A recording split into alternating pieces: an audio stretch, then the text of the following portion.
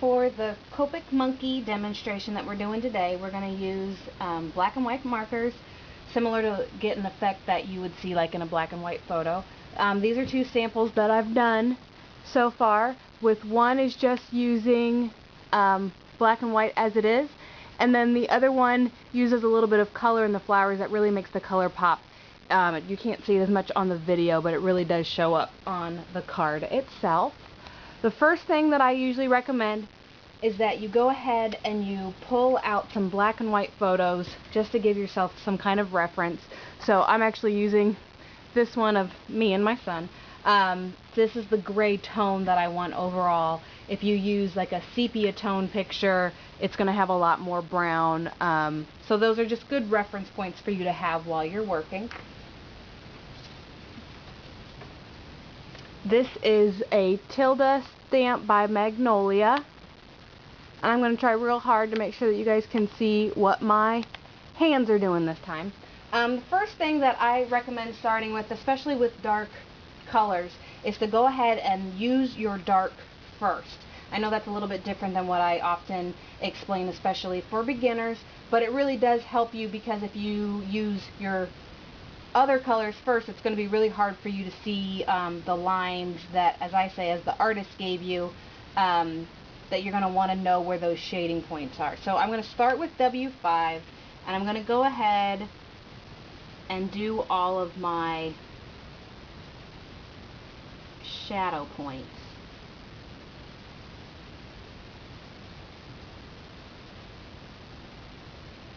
Kind of come down on her shoulders a little bit, since her head would be kind of shadowing over that. You're going to want to really make sure that you get around her leaves here and the other flowers and stuff, because when you color other gray, you want to be able to distinguish them against it. So go ahead and do the shadows around there, around the basket.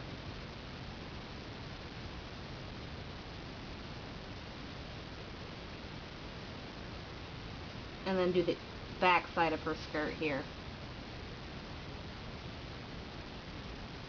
Okay, so I've done that.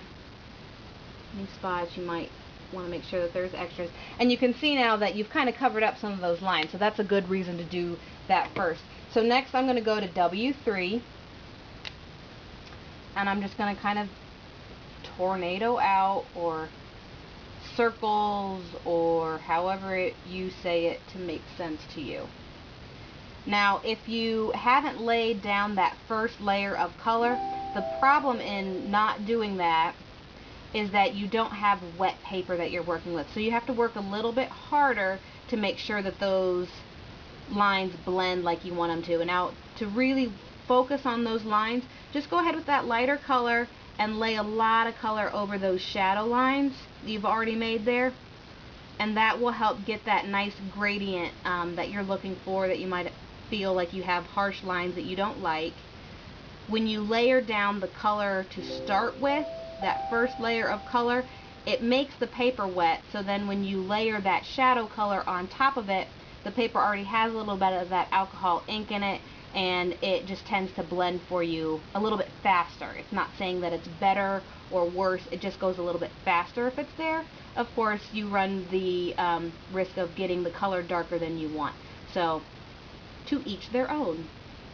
But with darker colors, I recommend going ahead and laying down that color first.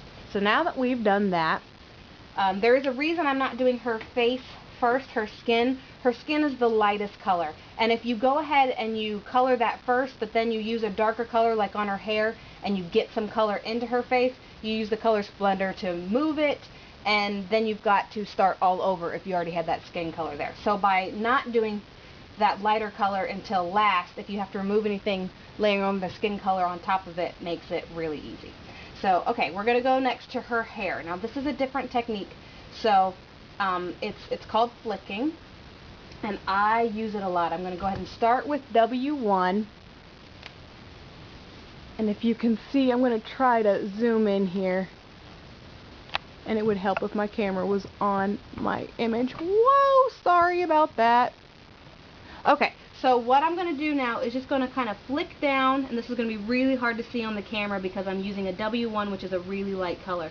But again, I'm just kind of giving myself a base to blend in, so I'm going to start from the bottom as well as the top and just kind of flick up, leaving that center space without anything on it. Okay? And you can go ahead and color in her braids with the W1. And so then I'm going to take my next color, which is W3, and I'm going to go back on top and do that little flicking motion down, but I'm not going to go as far as I did with the W1. And I'm going to go ahead and do that all the way across.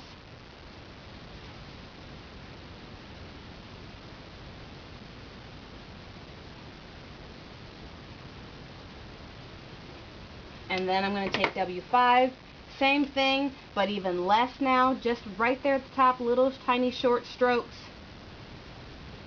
And you don't even have to do this one all the way across. That's just going to give you that added depth that you really want.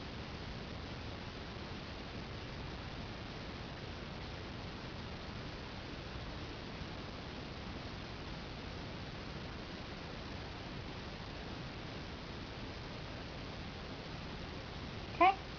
And then if you like it like that, that's fine. I like to go back on top with W1 again with that same first stroke, going not quite halfway down because we want to leave that middle space white, and that'll help really blend it all together. So it's super fast and easy, and you get a great effect of getting that nice highlight from where the sun is hitting her bang. Okay? Where am I at on time? Okay. Yes, I sing to myself while I'm coloring. Okay, so real quick for the face, now that we've done her hair and everything, we can do the face. I'm going to go ahead and take W1 over the entire thing.